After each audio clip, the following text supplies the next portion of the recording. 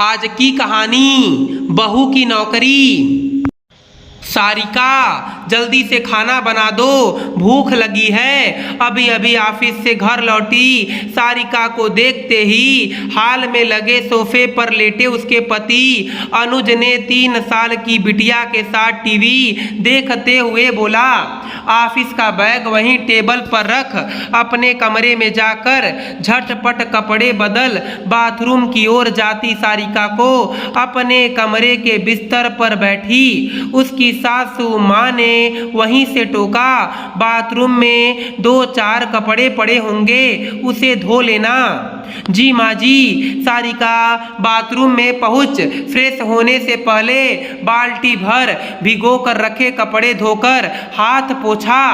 Bathroom से बाहर आने पर सीधा रसोई में पहुंची। रसोई की सिंक जूठे बर्तन से भरा पड़ा था।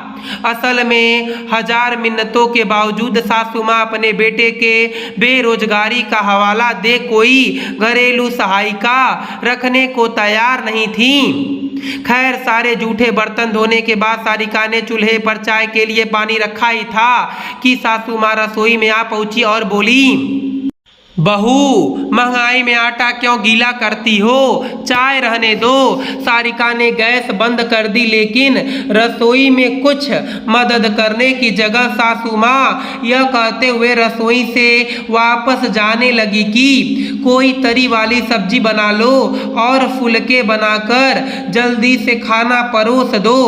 अपनी बच्ची की अच्छी परवरिश के मोह में चुप रहकर घर बाहर दोनों संभालती सारिका खुद को पल पल कटते उस पेड़ की तरह महसूस करने लगी जिसकी लकड़ी की कीमत लोग उसकी छांव से कहीं ज्यादा लगाते हैं।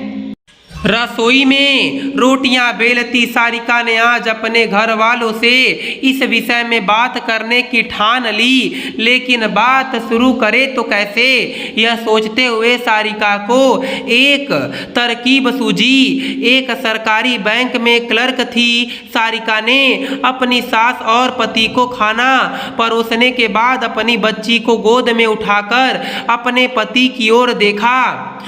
आज हेड ऑफिस से ट्रांसफर लेटर आया है, मेरा तबादला गुजरात हो गया है। गुजरात यहाँ से बहुत दूर है। उसके पति के हाथ का कौर हाथ में और मुंह का निवाला मुंह में ही रह गया।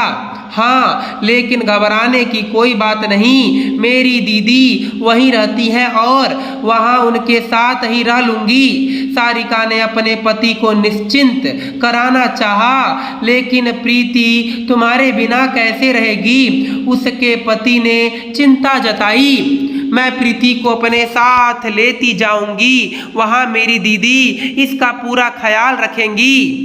लेकिन बहू, तुम्हारे बिना इस घर को कौन संभालेगा।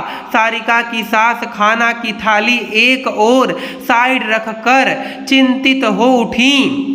माँ जी, मुझे प्रमोशन भी तो मिल रहा है, यहाँ घर के काम के लिए एक कामवाली रख लीजिएगा। लेकिन कब तक बहू, यही कोई 3 साल तक, फिर मेरा वहाँ से ट्रांसफर हो जाएगा। लेकिन 3 साल के बाद ट्रांसफर यहीं होगा, यह जरूरी तो नहीं। सारिका की सास की चिंता जस की तस बनी रही। हाँ, यह बात तो है माँ जी, लेकिन हमारे घर में पैसों की बहुत जरूरत है। एक गिलास पानी भी खुद से उठाकर ना पीने वाले सारिका के पति को तो सारिका की बात सुनकर मानो जैसे हैरान रह गया था। लेकिन सारिका की सास ने बहू से मनुहार किया, बहू, कुछ दिनों में अनुज को भी कहीं ना कहीं नौकरी मिल जाएगी, तुम ट्रांसफर मत लो। लेकिन माँ जी, मुझसे घर और बाहर दोनों का मिलाकर इतना काम नहीं हो पाता, मैं थक जाती हूँ। सारिका असल मुद्दे पर आई, लेकिन सास ने आगे बढ़कर उसका हाथ थाम लिया। मैं हूं ना बहू, घर के हर काम में मैं तुम्हारी मदद कर दिया करूंगी। नहीं माँ जी, आपसे नहीं हो पाएगा। कैसी बातें कर रही हो बहू, तुम्हारे आने से पहले मैं ही तो पूरा घर संभालती थी। सारिका की सास ने अपने बेटे की ओर देख और सारिका के पति ने भी अपनी माँ की हाँ में हाँ मिलाया। माँ सही कह रही है सारिका, और मैं भी तो फिलहाल घर पर ही रहता हूँ, मैं भी मदद कर दिया करूँगा। सास और पति की बातें सुन और उनकी जिद देखकर सारिका ने राहत की सांस ली। फिर ठीक है, मैं अपना ट्रांसफर रुकवाने के लिए कल ही आवेदन दे दूंगी। अपनी सूझबूझ की बदौलत सारिका को असल मायने में अब वह घर अपना घर लगने लगा और अब वो पहले से खुश भी रहने लगी। दोस्तों, मैं उम्मीद करता हूँ कि आपको यह कहानी पसंद आई होगी। फिर मिलेंगे आपसे अगली कहानी में। आप सभी का धन्यवाद।